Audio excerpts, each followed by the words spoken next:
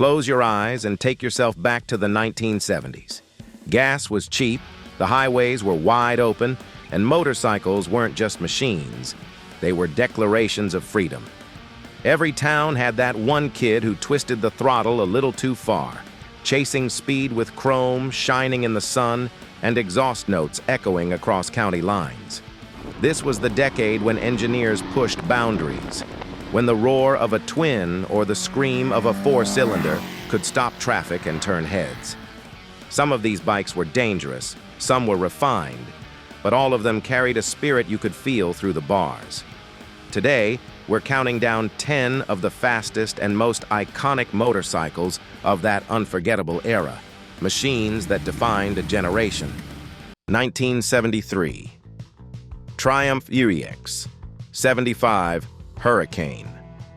In 1973, Triumph did something nobody expected. Instead of playing it safe, they let American designer Craig Vetter loose on a motorcycle project, and what he delivered was nothing short of radical. The X75 Hurricane wasn't just a bike, it was a rolling piece of art. With its sculpted one-piece tank and seat, its long flowing tail section, and those three pipes stacked neatly on the right side, it looked like nothing else on the road. Park one on Main Street back then, and it would draw a crowd before you even turned the key. Beneath that striking bodywork sat a 740 cubic centimeter triple, producing about 58 horsepower, good for a top speed of around 115 miles per hour. The Hurricane could sprint from 0 to 60 in about 5 seconds, respectable performance in the early 70s. But performance wasn't really its mission. This machine was about attitude. It shouted rebellion with every curve of its fiberglass body and every note from its triple exhaust. Only about 1,200 Hurricanes were ever built, each priced at just under $3,000. Today, surviving examples can fetch as much as $75,000 at auction, making it one of Triumph's most collectible bikes. Bold, daring, and unforgettable, the X75 Hurricane remains Triumph's rebellious masterpiece. 1973, Kawasaki H2 Mach IV 750 Widowmaker. If the Triumph Hurricane was about style, the Kawasaki H2 Mach IV was about raw, unfiltered speed. Introduced in 1973, this machine didn't whisper, it screamed. Beneath its simple lines sat a 748 cubic centimeter two-stroke triple that pumped out roughly 74 horsepower. On paper, that may not sound earth-shattering today, but back then it was enough to send shivers down the spine of even seasoned riders. With a top speed pushing 120 miles per hour and 0 to 60 in just under 5 seconds, the H2 was one of the fastest production motorcycles of the decade. The catch? That power arrived in a violent rush. At low revs, it felt tame, but twist the throttle into the power band, and the surge was so brutal it could yank the bike right out from under you. That's how it earned its infamous nickname, the Widowmaker. Riders who didn't show it respect often paid the price. Yet for thrill seekers, there was nothing else like it. Kawasaki built the H2 for one reason, to dominate in straight-line speed, and it did exactly that. Originally priced around $2,500, today a well-preserved H2 can bring north of $30,000. Loved, feared, and still whispered about at bike nights, the H2 Mach IV was the ultimate two-stroke thrill ride of the 1970s. 1975, BMW R90S. While Kawasaki chased speed with sheer aggression, BMW took a very different path. In 1975, the R90S rolled out of Germany with a mission to prove that performance could also be refined. This wasn't a bare-knuckle street brawler. It was a sport touring machine that blended speed with sophistication in a way few had seen before. Underneath its sleek fairing lay an 898 cubic centimeter air-cooled boxer twin producing 67 horsepower. It could run up to 124 miles per hour, serious numbers for the mid-70s. But what set the R90S apart wasn't just its speed, it was how it delivered it. The bike came with dual front disc brakes for confident stopping power, carefully tuned suspension that soaked up miles with ease, and that aerodynamic nose fairing that sliced cleanly through the wind. This was a motorcycle built for the long haul, whether you were carving through mountain passes or eating up the interstate. And then there was the finish. Each $90 S wore a hand-painted two-tone smoke paint scheme that made it look more like a piece of art than a factory product. At about $3,700 new, it wasn't cheap, but today, collectors gladly pay over $20,000 for a pristine example. Elegant, capable, and enduring, the R90S showed the world that going fast could also mean going far. In style. 1976. Kawasaki KZ1000. If the BMW R90S was about refinement, Kawasaki's KZ1000 was about raw muscle. When it hit the streets in 1976, it was clear Kawasaki had built a weapon. This bike packed a 1,015 cubic centimeter DOHC inline 4 that delivered more than 90 horsepower, enough to push it past 125 miles per hour. But the real headline was its acceleration. 0 to 60 in just 2.9 seconds. Even by today's standards, that's blistering. The KZ1000 wasn't just fast in a straight line. Kawasaki upgraded the suspension and brakes, giving riders a sense of control to match the power. That balance of brute force and agility made it a favorite among thrill-seekers who wanted more than drag strip glory. It was equally at home, roaring down a straightaway or leaning hard into a curve. And then came the cultural moment that sealed its legend. When moviegoers saw police-spec KZ1000 PS tearing through the dystopian landscape of Mad Max, the bike's image as a tough enforcer burned into pop culture. Originally priced around $3,700, today a clean example can still fetch over $15,000. For Kawasaki, the KZ1000 was proof they could build a machine that didn't just compete, it dominated. Brutal, fast, and unforgettable, it became the yardstick for superbikes of the era. 1978. Suzuki GS1000. By the late 1970s, Suzuki had built a reputation for practical commuters and reliable middleweights.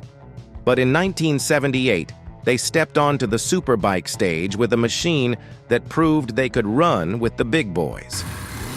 The GS1000 wasn't just Suzuki's answer to Honda and Kawasaki. It was a statement that they could build a world-class performance bike. At its heart was a 997 cubic centimeter inline 4, pumping out around 90 horsepower. That translated into a top speed of 135 miles per hour and 0 to 60 in about 4 seconds. Impressive numbers, but what made the GS1000 special was its versatility. Its rigid steel frame gave it stability at speed, while the suspension was tuned for both sharp cornering and long-distance comfort. Riders discovered a bike that could tear up a racetrack on Sunday and carry them across state lines on Monday. The GS1000 also laid the foundation for Suzuki's superbike dominance in the decade to come. Models like the GSXR owed their DNA to this very machine. At around $3,200 new, it was competitively priced, and today a well-preserved example can bring more than $20,000. Practical yet powerful, smooth yet savage, the GS1000 proved Suzuki was more than a supporting player. It was a contender in the superbike wars. 1977, Ducati 900 SS. If Suzuki's GS1000 was about versatility, Ducati's 900 Supersport was about passion. Introduced in 1977, it carried the unmistakable DNA of Italian racing straight onto public roads. Fire up its 864 cubic centimeters L-twin with desmodromic valves, and you didn't just hear an engine, you heard music. The sound was raw, addictive, and it became a signature that Ducati fans still celebrate today. Performance lived up to the soundtrack. With around 80 horsepower on tap, the 900 SS could reach 135 miles per hour and hit 60 in about 5 to 6 seconds. Numbers aside, the way it carved corners set it apart. The riding position was aggressive but natural. The frame gave precise feedback, and the bike seemed to beg you to lean deeper, push harder, and trust its balance. Then, there was the design. From its long, sculpted tank to its handcrafted fairing and tidy solo seat, the 900 SS was as beautiful to look at as it was thrilling to ride. It wasn't mass-produced. It felt personal, almost bespoke, like each bike carried a piece of Ducati's soul. Priced around $3,500 when new pristine examples now sell for over $30,000. More than just a motorcycle, the 900 SS was, and still is, a rolling love letter to speed, style, and the spirit of racing. 1974. Laverda 3C. Italy has always had a flair for doing things differently, and in 1974, Laverda proved it with the 3C. This was the machine that marked the beginning of Laverda's legendary triple era, and it sounded like nothing else on the road. Fire up the 981 cubic centimeter inline 3, and you were greeted with a roar that blended the high-pitched wail of a racer with a deep, muscular growl. It was intoxicating, a sound that made riders turn their heads long before the bike came into view. On performance, the 3C held its own with the best of the decade. Capable of about 135 miles per hour, it offered smooth tractability at low revs and then, as the tack climbed, an almost ferocious surge of speed. That dual personality made every ride a thrill, docile one moment, wild the next. Styling was pure Italian minimalism. A big sculpted tank, a slim seat, and low handlebars gave it an aggressive, ready-to-attack stance. It wasn't dressed up with extra chrome or frills. The 3C let its performance and proportions speak for themselves. With limited production numbers, surviving examples are highly prized today, often fetching top dollar among collectors. For riders who wanted something distinct, fast, and unmistakably Italian, the Laverda 3C delivered in spades. 1979 Yamaha XS11. By the end of the 1970s, Yamaha was ready to prove it could build a heavyweight contender, and in 1979 it unleashed the XS11. Known to many as the 11 Special, this was Yamaha's first big-bore inline 4, and it arrived with a punch that made the whole industry take notice. At its heart was a 1,101 cubic centimeter air-cooled 4-cylinder, producing about 95 horsepower. That was enough to push the bike to 135 miles per hour with 0 to 60 in under 5 seconds. Staggering numbers for its day. But Yamaha didn't stop at brute force. They fitted the XS11 with a shaft drive system that required almost no maintenance and a monoshock rear suspension that kept it planted and stable even when loaded with a passenger or luggage. That blend of muscle and practicality made the XS11 a favorite among long-haul riders. Its wide, cushioned seat and upright ergonomics gave comfort mile after mile, while the smooth power delivery meant it could eat up highways with ease. And yet, twist the throttle hard and the 11 transformed into a performance machine that could leave plenty of sport bikes in the dust.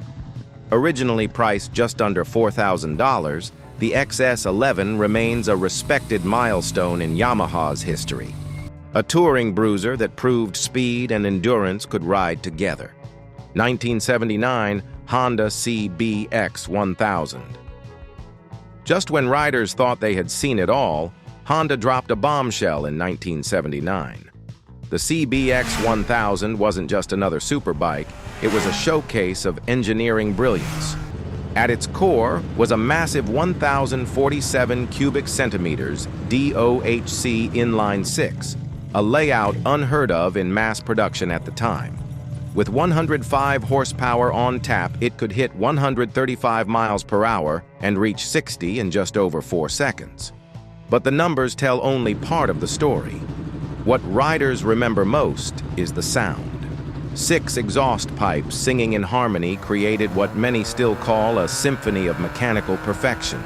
Silky smooth at low revs, ferocious as the Tash climbed, it was music that sent chills down your spine. Honda didn't cut corners on the rest of the package either. The CBX came equipped with quality suspension and braking components, making it surprisingly composed at high speeds for such a big machine. At about $4,000 new, it wasn't cheap, but it was never meant to be ordinary. Today, original CBX 1000s are among the most sought-after collector bikes, often selling for over $25,000. More than just a motorcycle, the CBX was Honda's declaration that they could not only join the superbike wars, they could lead them with style, sound, and sheer presence. 1978, Kawasaki Z1R. If the CBX 1000 was Honda's show of engineering might, Kawasaki answered with pure attitude. In 1978, the Z1R hit the streets looking like no other superbike of its time. With sharp, squared-off lines, a bold front fairing, cast alloy wheels, and matte blue-gray or black paint, it looked aggressive, even standing still. This was a motorcycle built to make a statement before the engine ever fired. But once it did, the Z1R backed up its styling with serious performance. Its 1,015 cubic centimeters, DOHC inline-4, produced around 90 horsepower, good for a blistering 137 miles per hour. 0 to 60 came in just 3.9 seconds, making it one of the quickest bikes in the world when it debuted. For riders in the late 70s, those numbers weren't just impressive, they were borderline terrifying. What set the Z1R apart was its balance of speed and presence. It wasn't just another fast Kawasaki, it was the face of a new superbike era, one that combined raw performance with aggressive, unapologetic design. At roughly $3,700 new, it gave riders access to cutting-edge performance without breaking the bank. Today, pristine Z1Rs are highly collectible, often bringing over $20,000 at auction. Bold, fast, and unforgettable, the Z1R remains a milestone in Kawasaki's superbike legacy, one that still turns heads decades later. Looking back, these 10 motorcycles weren't just about speed. They were about an era when builders weren't afraid to dream big, to take risks, and to let riders feel something raw through the bars. They carried the spirit of rebellion, freedom, and innovation that defined the 1970s. For some of you, these bikes were the ones parked at the diner on Saturday night, or roaring past you on the highway. For others, they're still dream machines you've always wanted to ride. So now it's your turn. Did you own one of these legends? Or maybe just wish you had? Share your stories in the comments, hit the like button, and don't forget to subscribe. More tales of legendary motorcycles are just around the corner.